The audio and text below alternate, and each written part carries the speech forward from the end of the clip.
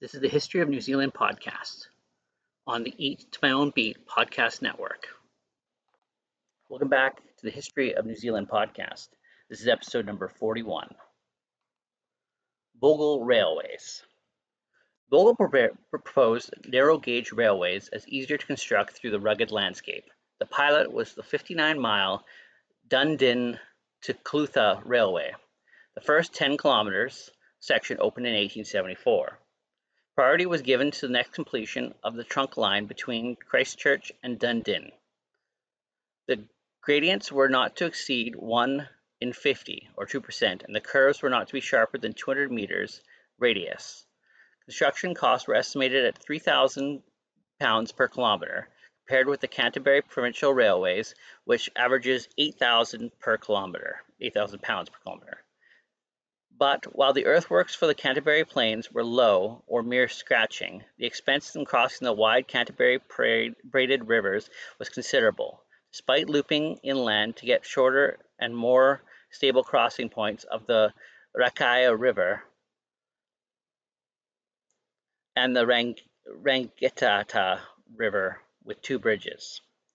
The 1870 Act specified a uniform rail gauge for the country. Although the Act just specified the rail gauge was not to exceed 1,067 millimeters, the Cape gauge are used at the time in Canada and Norway was chosen, recommended by Charles Fox and Sons of London.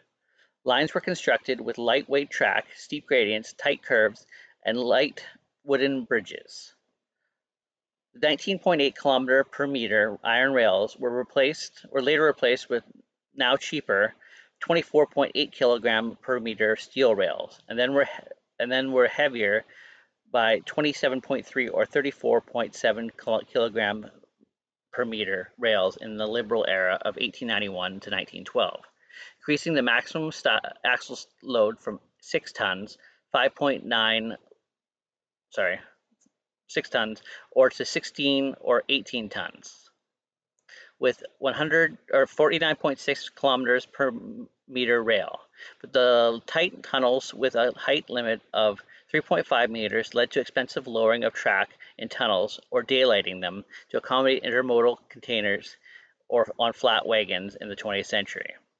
Charles Roos Martin, writing in the English Railway magazine 1899, described the decision to use a narrow gauge in New Zealand as grievous and irreparable blunder.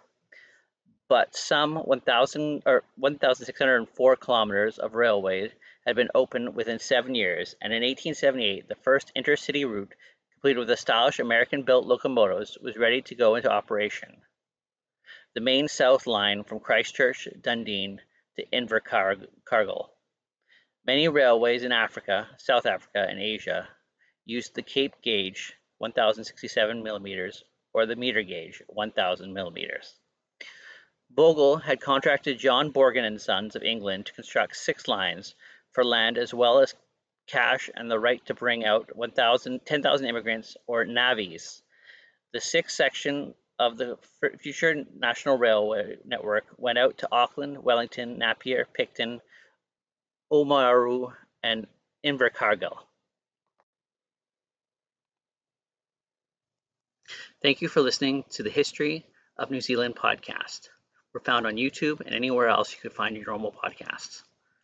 Please like, comment, and subscribe, or find us at www.eattomyownbeat.com.